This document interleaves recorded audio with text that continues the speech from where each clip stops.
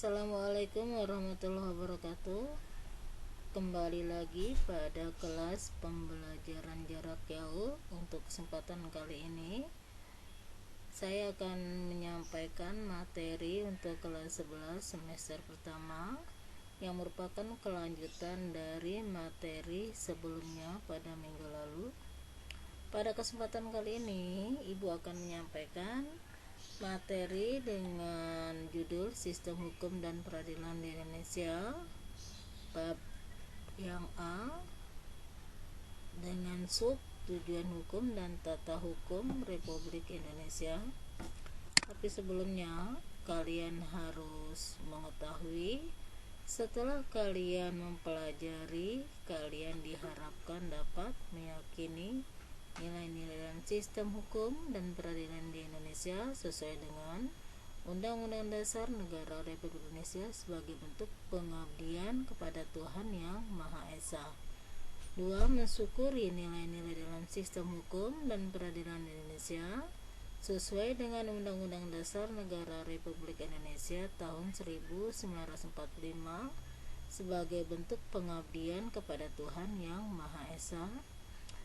3. Memiliki sikap disiplin terhadap aturan sebagai cerminan sistem hukum dan peradilan di Indonesia. 4.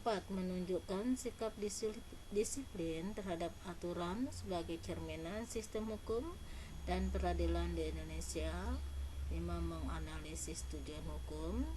Kemudian kalian juga diharapkan menjelaskan tujuan hukum, menjelaskan tata hukum Indonesia, menalar sistem hukum dan peradilan Indonesia sesuai dengan Undang-Undang Dasar Negara Republik Indonesia tahun 1945 dan menyaji hasil penalaran sistem hukum dan peradilan Indonesia sesuai dengan Undang-Undang Dasar Negara Republik Indonesia tahun 1945.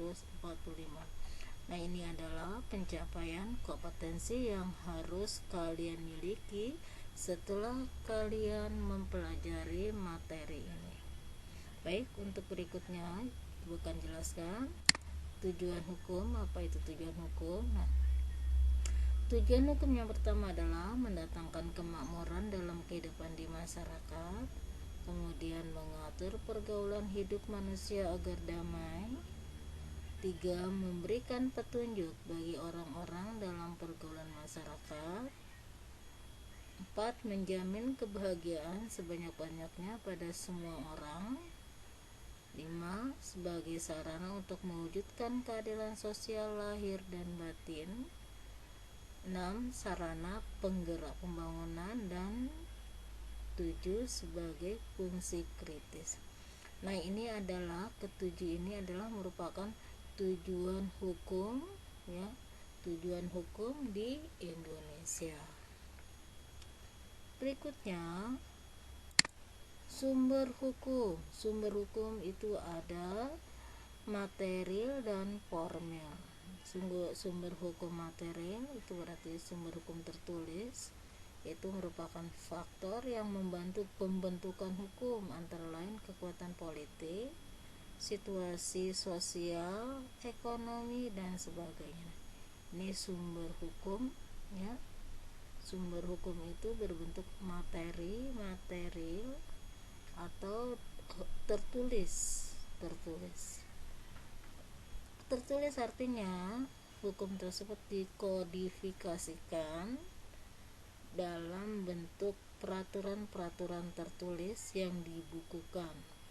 Contohnya RUU atau rancangan undang-undang, kemudian ada KUHP, perdata maupun pidana. Nah, sumber hukum material ini, ya, tertulis dan dibukukan, kemudian dapat dibaca dan dipelajari. Kemudian yang kedua ada sumber hukum formil atau tidak tertulis.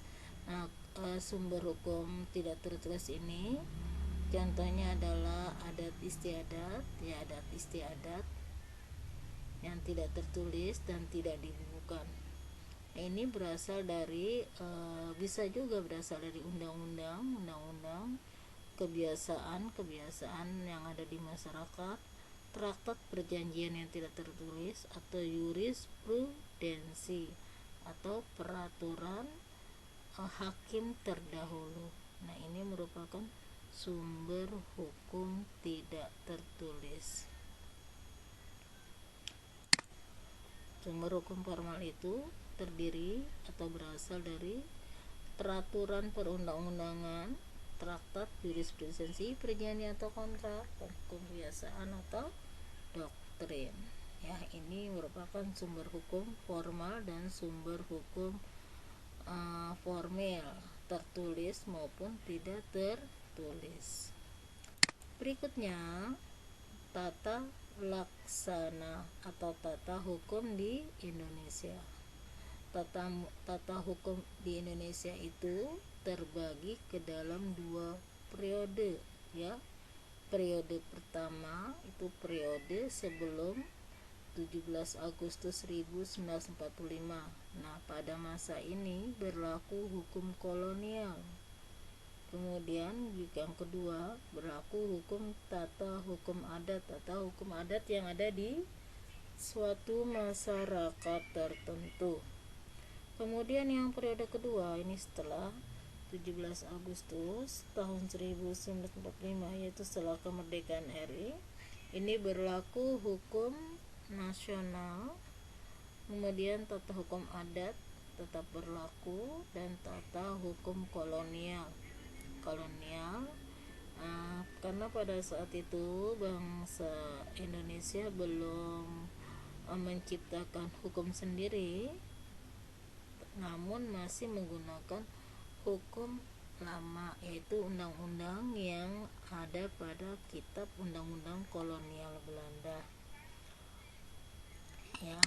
Nah, kitab hukum perdata, terutama hukum perdata Indonesia, itu pada dasarnya bersumber pada hukum Napoleon, kemudian berdasarkan hukum Stadblad nomor 23 tahun 1847 tentang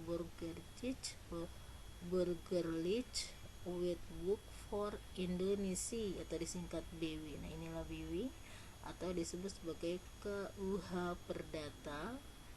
Nah, BW India Belanda ini merupakan induk hukum perdata di Indonesia. Minggu lalu sudah Ibu jelaskan apa yang dimaksud dengan hukum pidana dan hukum perdata. Ada hukum perdana, ada hukum perdata. Hukum pidana itu hukum yang mengatur hukum antara orang dengan orang lain. Dalam contoh hukum pidana itu misalkan ada pembunuhan, pelecehan atau yang sifatnya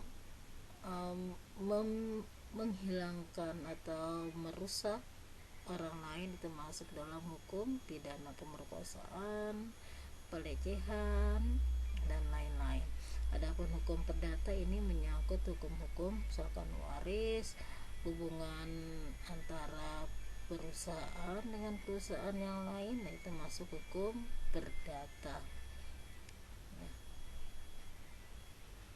Sampai di sini materi kedua atau pertemuan kedua. Untuk selanjutnya silakan nanti kalian baca pada materi yang Ibu kirim lewat simak. Ibu akhiri, wabillahi taufik wal hidayah. Wassalamualaikum warahmatullahi wabarakatuh.